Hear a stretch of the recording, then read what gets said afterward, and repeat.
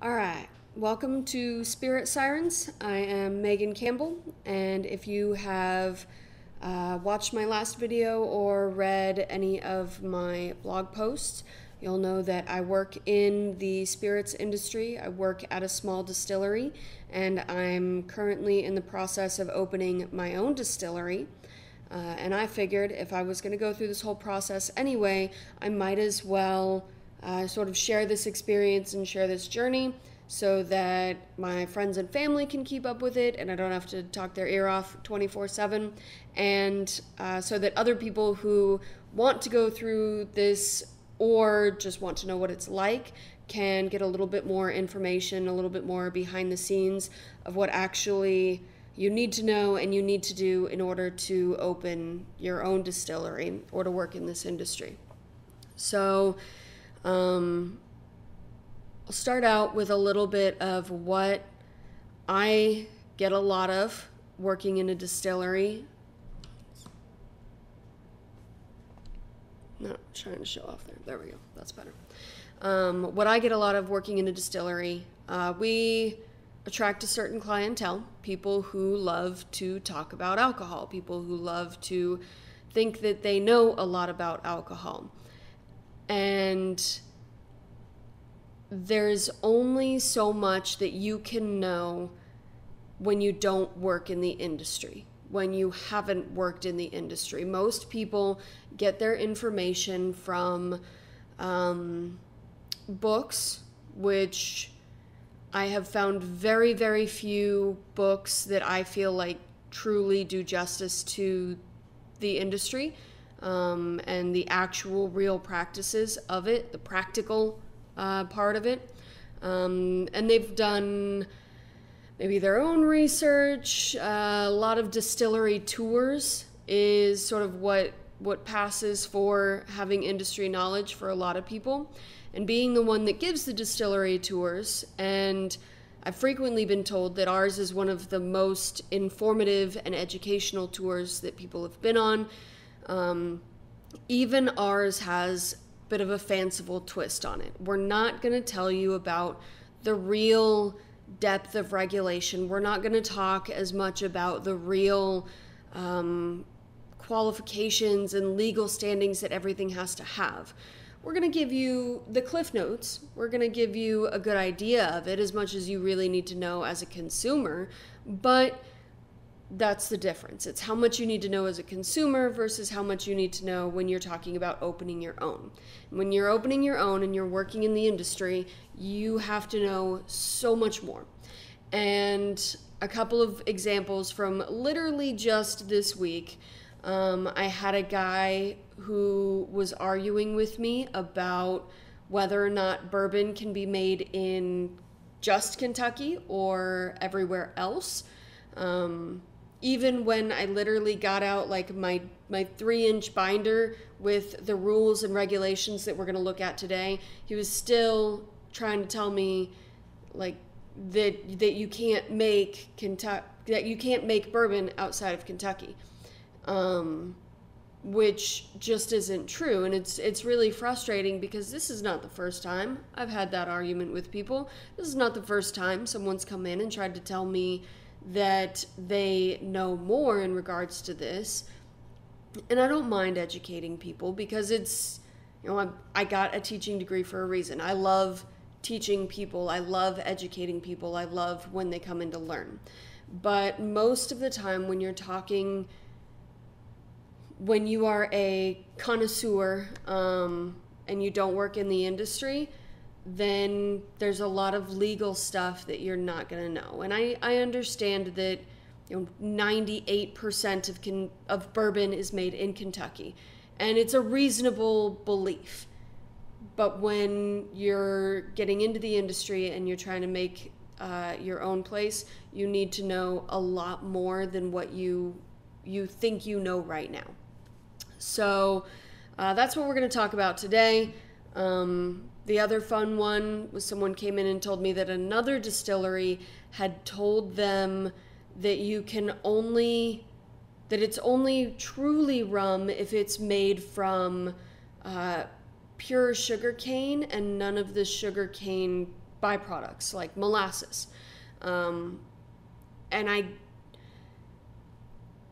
There's two things going on here. I'm a little annoyed at the other distillery because every time you say things like that, someone else has to correct it. Every time you make an assertion like that, you're not just giving your opinion because you're, in the eyes of your customer, you're an expert, and you should be an expert. But you're not just giving an opinion, you are telling them a fact. They believe that you just gave them factual information.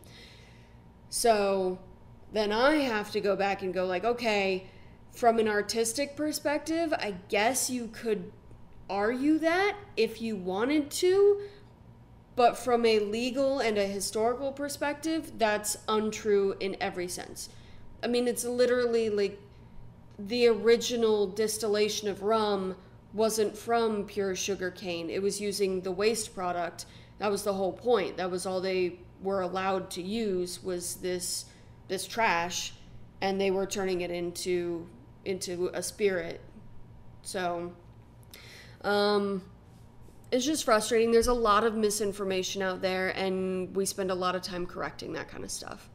So today we're going to look at the legal entity that governs these things, because I'm a firm believer that if you want to know the truth of something, you have to go to whatever government agency is going to regulate it, whether or not they are historically or culturally accurate, whether or not they're too harsh or too loose on some things, doesn't matter, because they're the ones that you are going to answer to, so their opinion is what matters. So let's scoot this over here. Don't need to look at my face that much. So the legal entity that we answer to as a distillery is going to be the TTB, the Tax and Trade Bureau.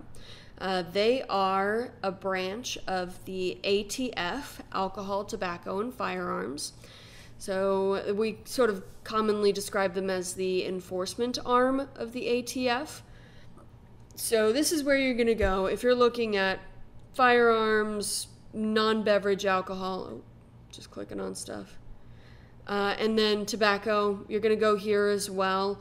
But what we care about is going to be the beverage alcohol, specifically distilled spirits, because distilled spirits are much more highly regulated than any beer, wine. Kombucha is now listed on there. So this is where you're going to go to talk about or to learn about basically everything you need in the legal sense. So this is where you're going to apply for your permits, not only your permits to open a distillery, but your permits to expand and to change ownership and things like that. Taxes and filing. There's reading through a lot of the regulations, things like that. There's one term that they tend to use a lot, and it's called protecting the revenue. And it comes to things like you need to be able to lock up your distillery. You need to be able to measure how much alcohol you use, how much you produce, what your production capability should be. And in discussing all of these terms, they use the term protecting the revenue. And that would be because until recently, the tax rate on distilled spirits was something like 15%. So most of the cost that you're paying for in a bottle is taxes. And then with the tax regulation, the big change that they put through like 2 years ago, they dropped that down to something like 3.5%, which is huge. It's fantastic. It was a great move for the spirits industry, specifically for the smaller distillers. It makes it a lot more competitive for us. We don't have to charge, $40 a bottle to make the ends meet. But compared to wine, I believe wine is currently taxed at like 1.2%. Beer is, I think, even lower than wine. It's insane. We are taxed at a much higher percentage. So that's part of the reason that we're regulated so thoroughly, is because there's a lot of money in regulating distilleries. So taxes and filing, huge part. Always pay your taxes. They will come find you if you don't. Make sure you know how to pay your taxes and how much you have to pay on everything, because they'll let you know if you're wrong, and it could cost you a lot. Home distilling. Learn about the federal charges, and consequences for distilling without a permit. Absolutely, 100%. If you think that you want to work in the distilling industry in the future, you should never, ever distill at home. Now, I'm going to say right now, it's illegal. Obviously, they have a whole button on here about how it's illegal and how they're going to mess your shit up if you do it at home. But in a practical sense, what that means is if you buy a still and you make, I don't know, a couple gallons a year at home for your own personal use, you never sell anything, you never advertise it, you never post it anywhere, they don't care. They're not gonna care. But if you ever sell it, then they start to care very, very much. And if you get caught distilling at home, not only are you going to face whatever consequences there are here, but you will absolutely never be allowed to open your own distillery. And I actually recently had someone at the fire station telling me about an episode of Moonshiners, and they were looking at one of the guys was trying to go legit, and they were like, oh my God, it's so difficult, it's so hard, it's so crazy. It's only hard and it's only crazy if you have prior history of alcohol abuse, or if you've been on a TV show about making your own alcohol illegally for a couple of years now. Yeah, it's going to be pretty freaking hard. You literally are going out there and being like, oh, check it out, I'm doing this illegal thing, but now I want to do it legally, even though you have to pass like a ton of background checks to open your own distillery. So don't do it at home. Just don't bother. There are resources out there where you can learn and practice without doing it illegally. Yes, it's expensive, but so is a felony and never being able to work with alcohol again.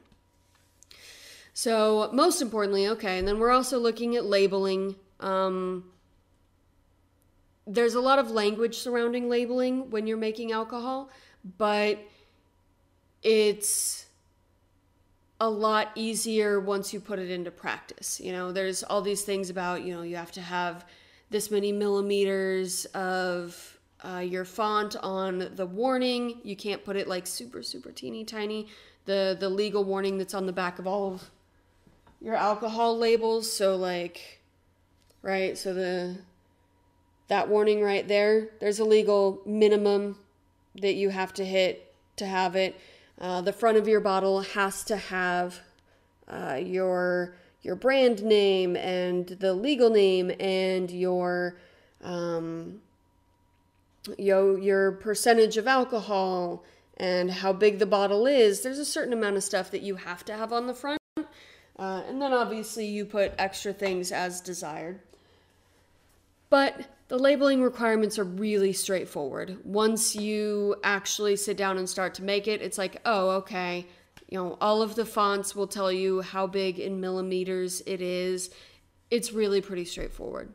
Importing and exporting, gotta be honest, I can't tell you a lot about that because I produce everything domestically, and we buy everything domestically from what we do buy. So it's pretty straightforward as long as you take record of what you bought, when you bought it, how you used it, you're gonna be good to go. That's what the government cares about. If you make mistakes, it's okay, but always keep meticulous records of every single thing that you do, and you're gonna be fine. Proofing, I don't know why that's a whole thing right there, because it's actually super easy. It's not hard at all. But the important part, what we're really looking at today, like 20 minutes into this video, is the distilled spirits laws and regulations.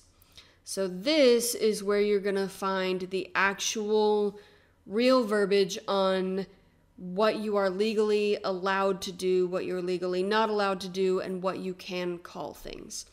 So, for example, I'm looking at opening up a distillery. Now, that's a distilled spirits plant. So the first thing I'm going to look at is Chapter 19. And there is a ton of stuff to talk about in Chapter 19. So your emergency variations, your operations, if you're an experimental distilled spirits plant. So I can look through and go, okay,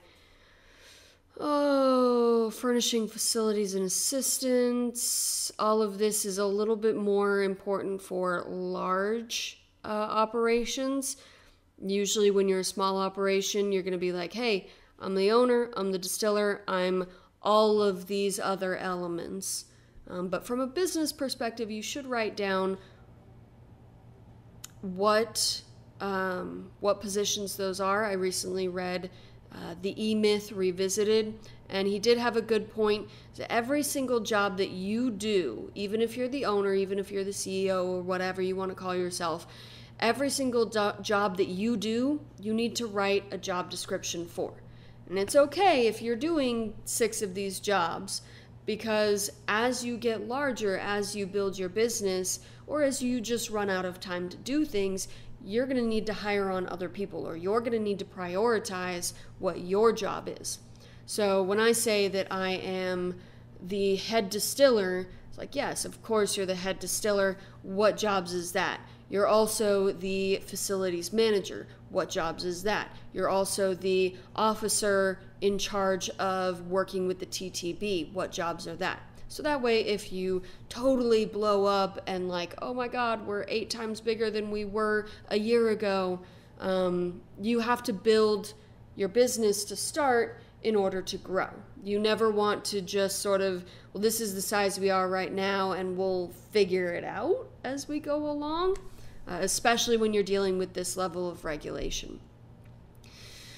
Oh, rules and locations for a distilled spirits plant. So let's look at this. Restrictions on location and use of a distilled spirits plant. So it cannot be in a residence, shed, yard, or enclosure connected to a residence. So let's say you have a third garage, basically, and you go, wow, this is an incredibly large space. Actually, I was just looking at houses. They have like these massive RV garages, and we walked in and my boyfriend's son was like, you could just build your distillery in here. And that is exactly the kind of thinking that a lot of people do, and it is exactly the kind of thinking that gets you a felony. You cannot put your distillery on a boat, which is just a shame. It really is. I feel like that's a huge missed opportunity. Distilling on a boat would have been really difficult, but I would love to visit something like that just to see how monumentally of a pain in the ass it is. Where beer or wine is produced. So that one kind of sucks. So a lot of people ask us when they come in why we don't make beer as well. And other than the fact that we just don't want to, which usually isn't like a good enough answer, and I'm not sure why.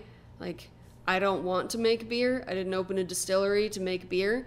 Other than that, they do, they have to have a reason, and the reason is because it's illegal to produce beer and wine in the same location. Now, you can, and there's some other stuff down here. Technically, you can find ways to get around that. One of the ways, I think a guy up in Colorado did it, was he literally put a fence down the middle of his distillery, and it's a distillery on this side and a brewery on this side, and then you have to sign your stuff out back and forth and record what you're operating as today. And it's a huge pain in the butt, and you can't use the equipment the same either. Like, you can't do oh, today this is a distillery and I'm using these fermentation tanks for distilling, and tomorrow it's a brewery and I'm using these same fermentation tanks for brewing. It has to be separate, which is super expensive, huge pain in the ass. Where liquors are sold at retail, so I can't go into a Bevmo and be like, yeah, this is a great place for a distillery. I'm going to turn this into a distillery and still sell bottles. But as a distillery, you can sell your own bottles on premise, so that's a little different. Other businesses, you cannot run a business out of there that will jeopardize the revenue. So there we go. The revenue is used a lot. You cannot do something that will hinder the effective administration. I'm not 100% sure what kind of business you could run in a distillery that would hinder the effectiveness of the TTB. And you can't run illegal businesses out of a distillery, so I guess you can't use your distillation equipment to also make cocaine or something. I guess you're not allowed to do that on the same premise. So there's a lot of information in here. That's just that is Title 27, Chapter 1, Subpart A, Part 19, Subpart C, is the rules for location and use of a DSP. It's insane. So restriction on production, location, and use, alternate methods or procedures. I don't particularly care about that. That's more for like scientists, I guess. If you're doing non-beverage distillation, then you're going to be looking at alternate methods or experimental procedures. Though I'm sure there's some people out there that are looking at, like, pressure distilling or I don't know. I'm not a big science person. I like the art side of distilling. I like the flavor side of distilling. The science of it is something that I just have to know in order to do my job. So you should ask a scientist about that if you care about that. Though I was talking with my brother recently about the use of pressure to lower the boiling point. The problem is that because it's such a volatile beverage, I feel like putting it under more pressure would just, like, more pressure and more heat would just make it into like a really big bomb, and it doesn't seem like a great idea. Where am I looking for registration? This is all important for when you get started, but a lot of it is stuff that you should have in a business plan. You should obviously register your still. You should obviously maintain that registration. You should be able to give them a description of the plant and the equipment that you're getting. This is basic information. If you know what you're doing, you should be able to provide it to them.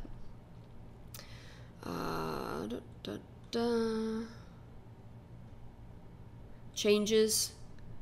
That's all just a matter of if you move location, if you change the ownership, if you change your name or what you're working under, you gotta let the TTB know. You have to deal with that. Bonds. I guess I can get into all of this further down the line. Obviously this is all very important. So like the bonds and contents of surety, that's going to be a certain amount of money that you set aside, and you're going to give that money to a bank. The bank is going to say, hey, we've got this money, in the event that this distillery fails to pay their taxes or fails to pay their fines or whatever, then the federal government can take this money out of the bank. And it's just a government security so that they know that they're not going to get screwed out of a bunch of money if you produce for a year and then go, haha, suckers, I'm not paying you, and you just have to deal with it. They don't have to deal with it. But there's a certain minimum, like if you're producing less than 100,000 bottles a year, then the government doesn't care, because the most that they're gonna lose is, you know, your 3% of 100,000 bottles. It's just not really worth it to them to go through all of this. Construction, equipment, security requirements. This is a little bit more for the larger distilleries. I mean, obviously, you are going to want a very secure piece of equipment. You're going to want to know that it's well made. It's going to stand up to the pressure and the heat and everything. But more so, they're looking at like the scale tanks, the scale tank minimum graduations, testing scales for accuracy, packaging scales, pipelines. These are all for large distilleries in order to make sure that they are effectively measuring how much alcohol they produce. Because if they are inaccurate in their measurements of how much they produce, then they are inaccurate in their measurement of how much they have to pay the federal government in taxes. So all of this is in order to make sure that you are accurately reporting how much you have to pay in taxes. Dealer registration, distilled spirits taxes. Oh, this is a fun one. Yeah, this is a long section on how to pay taxes and when to pay taxes, and you absolutely have to pay taxes. Oh, production of distilled spirits. So this is all going to be, when you get stuff in, you have to measure it. When you remove stuff, you have to measure it. When you destroy stuff, you have to measure it. You have to report every single aspect of what you're doing.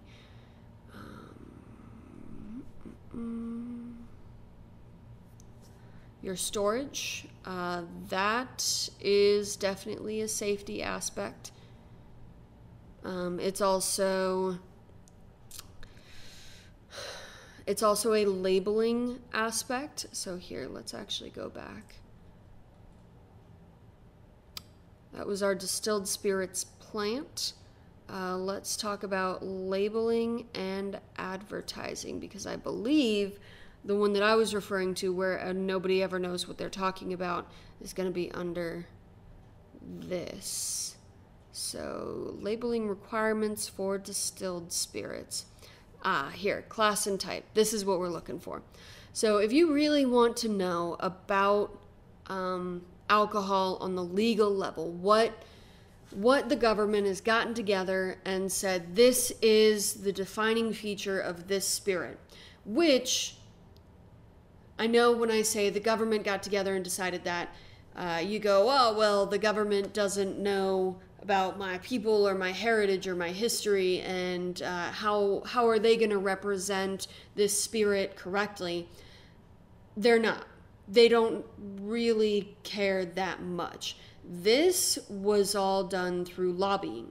So the government isn't going to go, I really care about, the federal government isn't going to go, I really care about the legal description of rum and what qualifies as Virgin Island style rum and what qualifies as a silver rum and a spiced rum and a dark rum. Rum wasn't the best example because it's like the least regulated spirit, but basically I'm saying that they don't really care. It's up to the lobbyists for the rum industry to go, okay, I want to be able to say this on my label. I want to be able to protect this designation. So, for example, tequila. Tequila is a really great example because they were kind of late onto the scene as far as regulation goes, and they saw a lot of the problems that happened with other spirits. Specifically, they saw what happened with vodka. So vodka was originally produced in the Eastern European states, and it started to become popular in the United States. It started to become popular basically outside of the Eastern European states. And then someone went, oh, well, let's use corn and let's make it completely flavorless, or let's use grapes and we're going to make it completely flavorless, and we'll just still be able to call it vodka.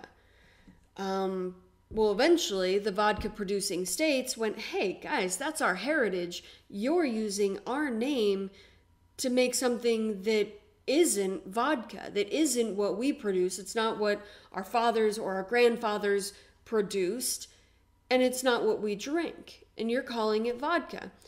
And the rest of the world effectively went, tough shit, we've already done it. It's too late. You can't save it. So the tequila industry, as soon as they started to blow up, they went to the European Union and they went to the United States and they said, look, this is tequila. These are the rules. This is the regulation. It can only be made in Jalisco, Mexico. It can only be made from Werber Blue agave.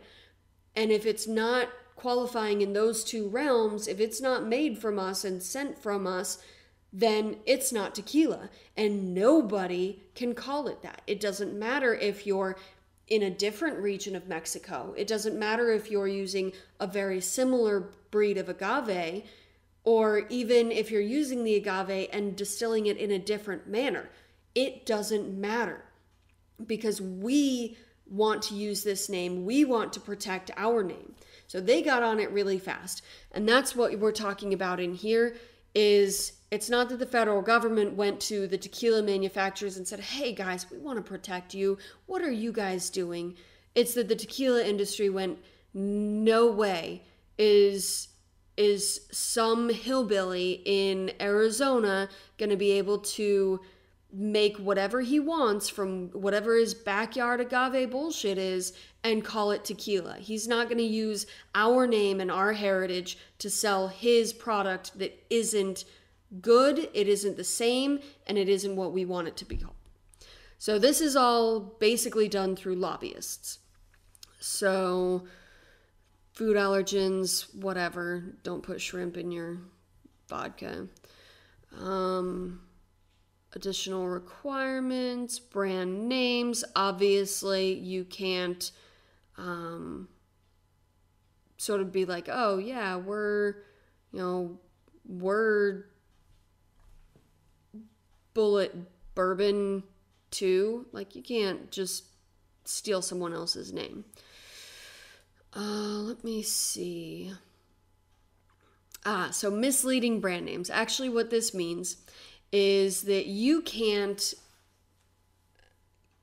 make a bourbon called 20-year aged sherry cask bourbon.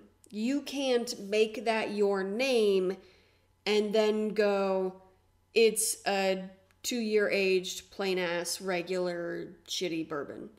So you can't make a name that says it's one thing and be like, oh, well, it's just my brand name, guys. I never said that that was actually what was on there. It's totally misleading. So there's a lot of things like that in here, things to protect the consumer. Trade name or foreign origin, you can't say that it's French wheat vodka when it's just not.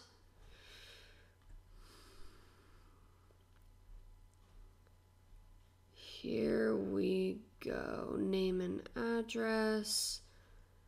Alcohol content, you have to be accurate. Your net contents, you have to put how much is actually on there. Presence of neutral spirits, coloring, flavoring. So this is where a lot of people don't know anything about it, is they don't realize, how much you can put a little bit of caramel coloring into certain types of whiskey to give it a deeper color. So a lot of people, when they're talking about, professional tasting, they're going to be talking about like, oh, check out the color on it, look at the way it looks in the sun, and you can really see the legs on it, things like that. Those are usually applied to wine. They do apply to spirits as well. But a lot of people don't realize that you can, and often do, add extra coloring and extra elements to it. You can also add neutral spirits. So, if you're making a whiskey and you're making like the bottom shelf whiskey. So you've got your great whiskey, you've made a good whiskey, but you're making a bottom shelf version of it. Well, you're not going to use all this wonderful aged good quality spirits that you've done. You're going to cut it. Basically, you're going to cut it with neutral spirits. And you're going to say, well, it's still a whiskey. It's made with 2-year aged Kentucky whiskey, whatever, but it's not going to be 100%. So you do have to disclose after a certain percent your neutral spirits that you're cutting it with. Statements of age and percentage. So we can get into this one more in depth, but a lot of people think that it's really straightforward. They go, okay, well, as long as it's been in the barrel, then that's what the age is. But it's a little more complicated than that, especially when you're talking about blended whiskeys, and especially when you get into brandies and rums, because there's this thing called the Solera method, where you essentially take a big cask and you're going to age it for, a year. And then you're going to take some of that and put it into a smaller cask, and you're going to age it for longer. And you're going to take that big cask, you're going to refill it with some fresh new spirits. And then you're going to take some of that smaller cask and move it down to the next one. And you're going to take some of the one above it, and it's like a downward system where you're blending your old and your new in the aging as you get smaller. So the Solera method really fucks you up, because there's no way for you to actually measure what percentage of what is in there. So you can't say, well, 5% of this has been aged for 6 months, and 10% has been aged for 2 years, and 20% has been aged for 8 years. Like, there's no way for you to actually sit down and write it all out, because you have no idea what percentage is actually in there anymore. So that one complicates things. And then you look at your blended whiskeys and your age statements. And actually, fun fact, a lot of whiskey makers are moving away from age statements just because they're running out of older whiskey. So they're going to more, you're going to start seeing more like Distiller's blend and Master's blend and, anniversary blend, things like that, because they are literally running out of 20-year aged whiskey. So they don't want to tell you all I have left is 10-year. They want to be like, look, I've got a little bit of 20 in there, a little bit of 10, a lot of 5, and then some raw stuff.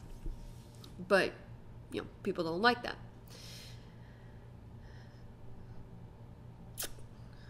Prohibited practices, that one's always fun.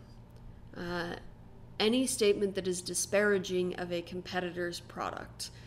So you can't put on there, and obscene or indecent.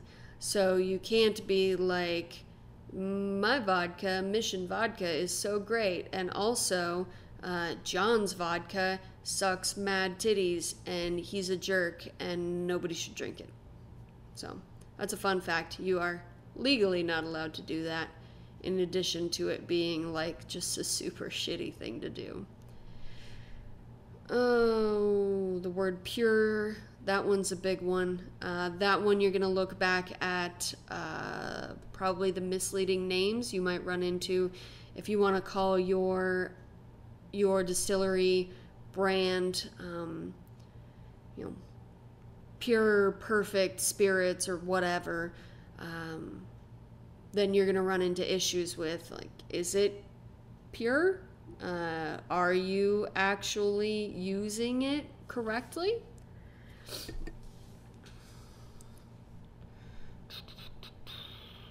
Health statements. Oh, I was wrong. This is not where they tell you all of that. Class and type was not. Oh, here we go. This is a smaller version of what I'm looking for. So your designation of product, your origin of whiskeys, you can't say that it was, you know, it's a Canadian whiskey if it's not made in Canada. Like, that's just not true. Basic labeling, advertising, commercial bribery. That's a really long section on how not to bribe people.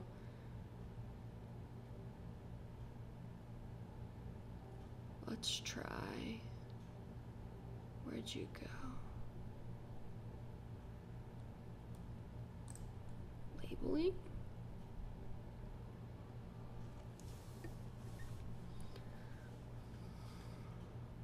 No. No, I don't think it's in there. This is why I print things out. It makes it easier. Let's see. Required documents, Maricopa County, fee schedule, codes for operations, standard terms, permit requirements, TTB labeling requirements. I am looking for Chapter 1, Subchapter A, Part 5, Labeling and Advertising of Distilled Spirits. So let's pull that up for you guys to see. Part 1, is that what I said? Subchapter A.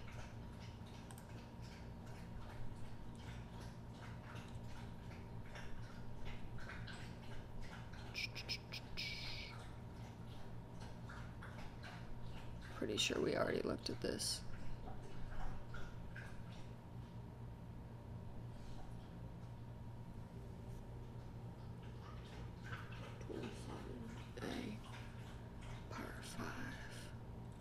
That's not what I want.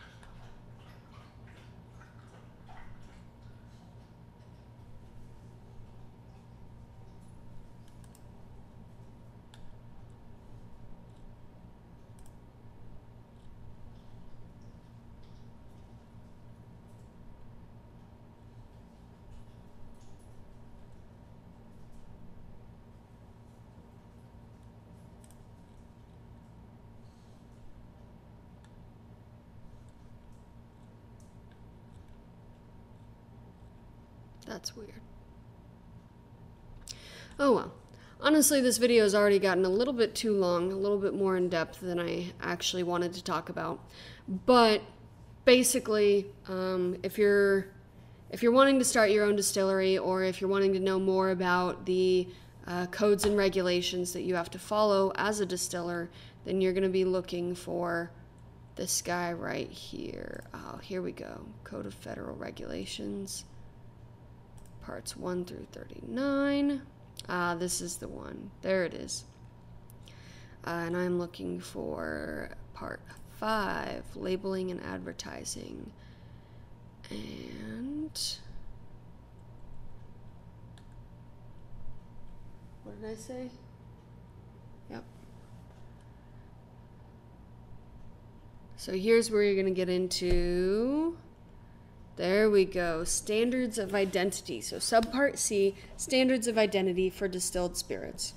So this is where you're going to be looking at, okay, vodka in the United States, neutral spirits distilled or treated after distillation with charcoal or other materials to be without distinctive character, aroma, taste, or color. So that is literally all of it for vodka. Like, as long as it has no character, aroma, taste, or color, you're good to go. Which is not the case if you're talking about vodka in the European Union or Russia or really any of the Eastern European states. But most importantly is when we start getting into whiskey. So they've got whiskey, bourbon whiskey, rye whiskey, corn whiskey, whiskey's conforming to the standards, whiskey's distilled from bourbon, light whiskey. That one, I don't think I've ever seen a bottle that says that on there. Light whiskey. I don't think it would sell very well. Some of these are holdovers from like post, oh geez. I want to say recession. It's not the word. When they stopped letting you buy alcohol. I'm having a real brain fart.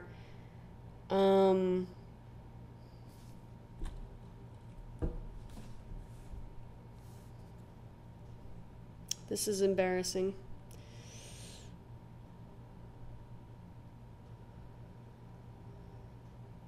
Prohibition, there it is. That's why it was so close. Okay.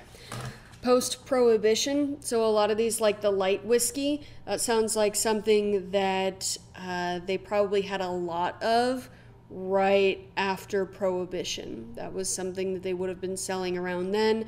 It's also something they would have been selling before vodka got really popular, when they were, basically everyone was like, oh, whiskey's so great, but what if we had something that wasn't quite as whiskey-ish?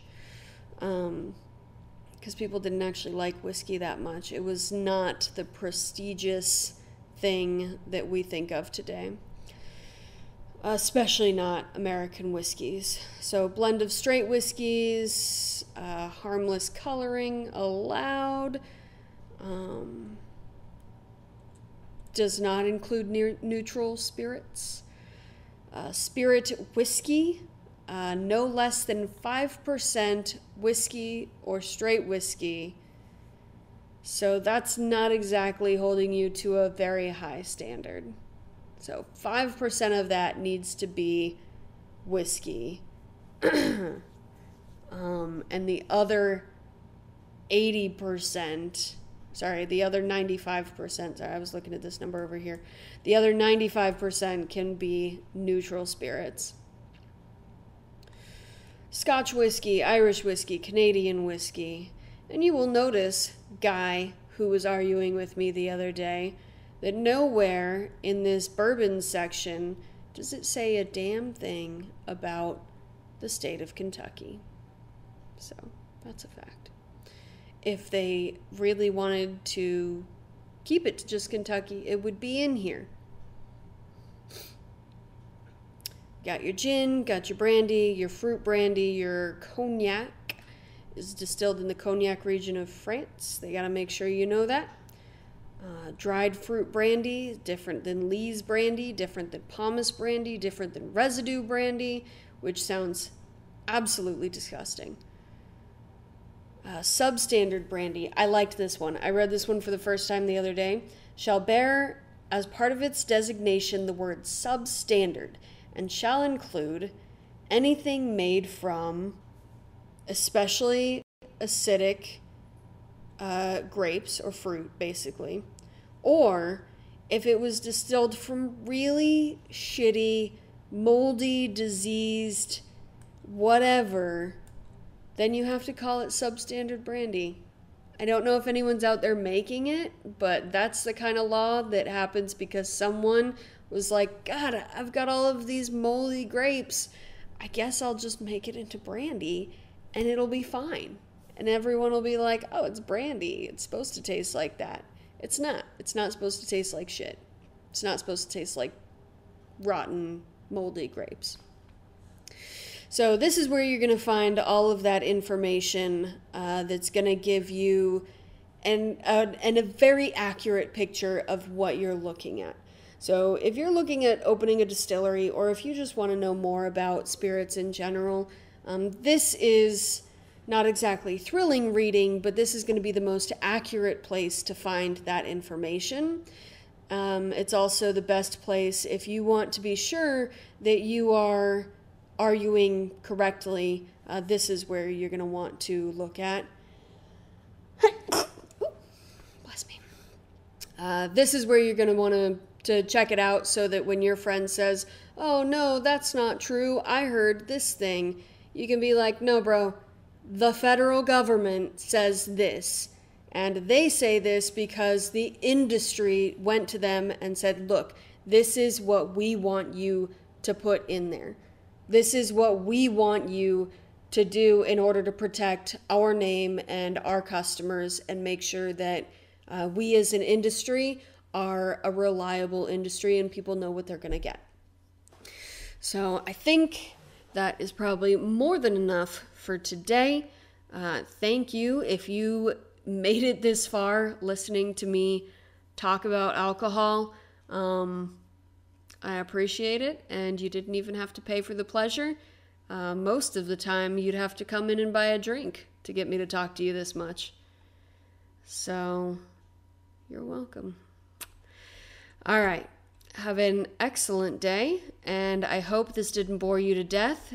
And if you're looking for, if you want to access this page, totally easy to access. Just look up ttb.gov, and you're going to go to their spirits section, their distilled spirits section, and you're going to look for Title 27, Chapter 1, Subchapter A, Part 5 is where you're going to find all of this information. So, thank you for watching.